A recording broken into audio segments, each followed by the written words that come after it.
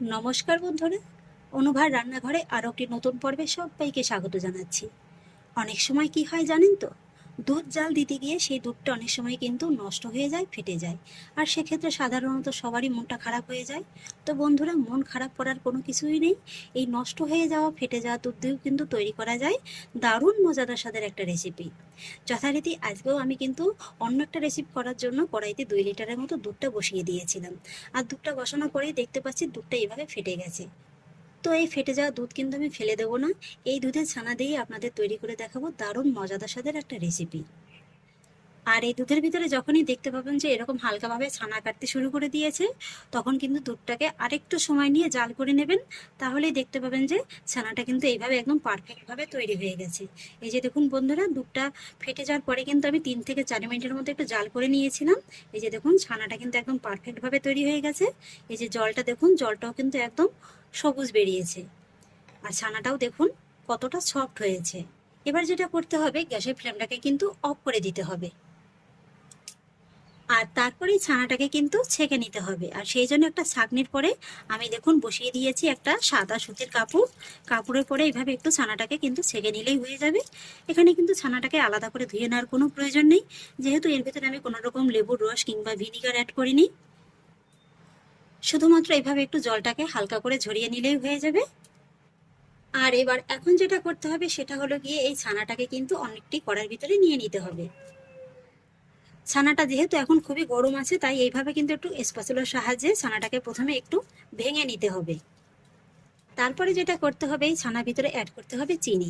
এখানে আমি হাফ কাপের মতো চিনিটা দিয়ে দিয়েছি, আপনারা কিন্তু কম বেশি করে দিতে পারেন। এবার চিনিটাকেও ছানার সঙ্গে একটু ভালোভাবে মিশিয়ে নেব। চিনিটাকে ছানার সঙ্গে আমি খুব ভালোভাবে মিশিয়ে নিয়েছি। আর এবার যখন এই ছানাটা হাতে একটু গরমটা সহ্য হবে, তখন কিন্তু এইভাবে হাতের সাহায্যে খুব ভালোভাবে মেখে নিতে হবে। চিনিটাকে দেখুন বন্ধুরা, আমি কিন্তু ছানার সঙ্গে খুব ভালোভাবে একটু মেখে নিয়েছি। আর যেহেতু ছানাটা একটু গরম ছিল, তাই চিনিটা কিন্তু খুব ভালোভাবে একদম ছানার ভিতরে গলে গিয়েছে। আর এবার দেখুন বন্ধুরা, আমি এর ভিতরে অ্যাড করব এই 5 টাকা দামে 2 প্যাকেট গুঁড়ো দুধ। এভাবে একটু গুঁড়ো দুধ দিয়ে দেখবেন, এই যে রেসিপিটা করবো এটা কিন্তু খেতে দুর্দান্ত লাগবে।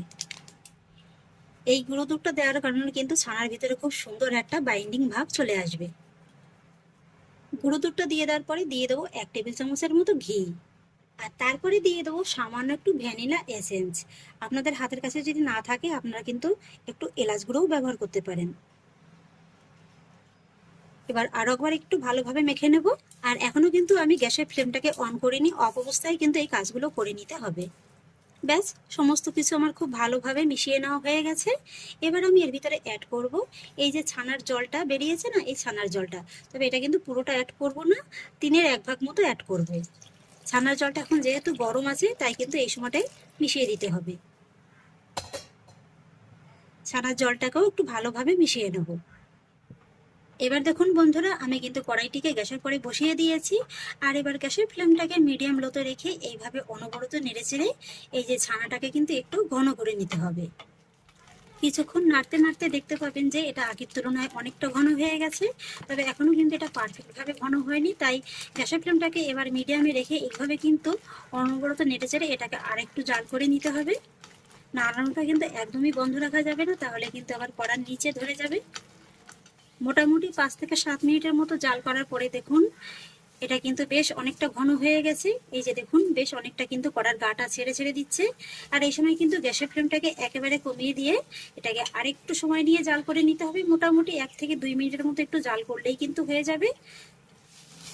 এই যে দেখুন বন্ধুরা, আরো 2 মিনিটের মতো জাল করে আমি যতটুকু ছানার পাকটা চেয়েছিলাম সেটা কিন্তু হয়ে গেছে।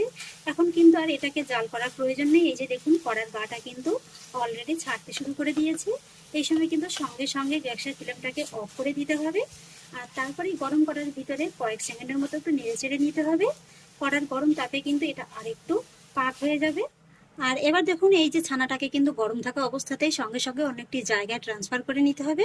আর সেই জন্য দেখুন, এখানে আমি নিয়ে নিয়েছি একটা ট্রের ভিতর কিন্তু সামান্য আমি একটু ঘি ব্রাশ করে নিয়েছি। আপনারা কিন্তু যে কোনো চৌকো মোল্ড কিংবা স্টিলের প্লেটও ব্যবহার করতে পারেন।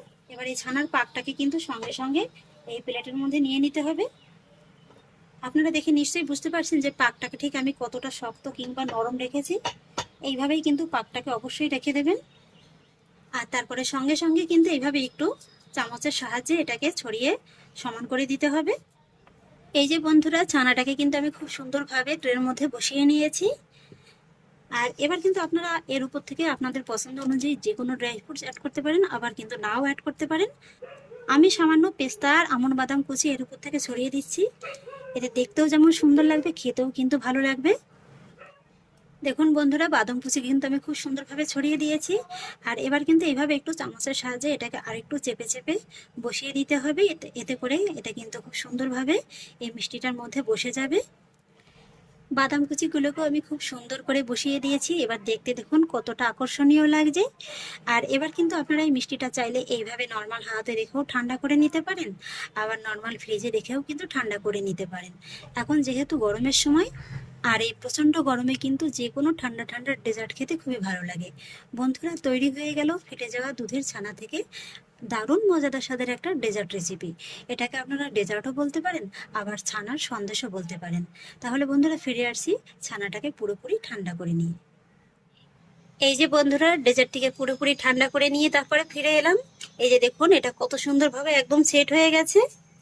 এবার আমি আপনাদের মিষ্টিটাকে একটু কেটে দেখিয়ে দিচ্ছি। আশা করি নিশ্চয়ই দেখে বুঝতে পারছেন যেটা কতটা পারফেক্ট হয়েছে। আমি আমার পছন্দ অনুযায়ী একটা শেপ দিয়ে কেটে নিচ্ছি। আপনারা আপনাদের পছন্দ অনুযায়ী যে কোনো শেপ দিয়ে কেটে নেবেন। আর এই মিষ্টিটা কাটার সময় কিন্তু একটু সাবধানে কাটবেন। এই মিষ্টিগুলো কিন্তু খুবই সফট হয়। মিষ্টিগুলো কেটে নেওয়ার পরে দেখতে পাবেন এটা ট্রে থেকে কিন্তু খুব সহজে একেবারে উঠে আসবে। এইভাবে আমি সবকটা মিষ্টিকে আগে তুলে নেব, তারপর আপনাদের দেখিয়ে দিচ্ছি। এই যে বন্ধুরা, সন্দেশগুলোকে আমি একটা প্লেটে সার্ভ করে নিয়েছি। দেখতে দেখুন কতটা আকর্ষণীয় লাগছে। নষ্ট হয়ে যাওয়া ফেটে যাওয়া দুধ দিয়ে তৈরি হয়ে গেল দারুণ মজাদার স্বাদের ছানার সন্দেশ রেসিপি। এই মিষ্টিগুলো এতটাই সফট হয় যে মুখে দেওয়া মাত্রই কিন্তু একেবারে মিলিয়ে যাবে। দেখে নিশ্চয়ই বুঝতে পারছেন যেটা কতটা পারফেক্টভাবে তৈরি হয়েছে। তাহলে আশা করছি বন্ধুরা, আমার আজকের এই মিষ্টির রেসিপিটি বা ডেজার্টের রেসিপিটি আপনাদেরও খুব ভালো লেগেছে।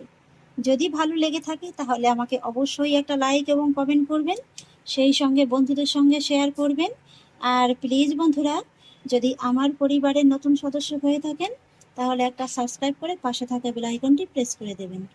ফিরে আসছি এরকমই পরের অন্য কোনো নতুন রেসিপি নিয়ে। সবাই ভালো থাকুন, সুস্থ থাকুন। ধন্যবাদ।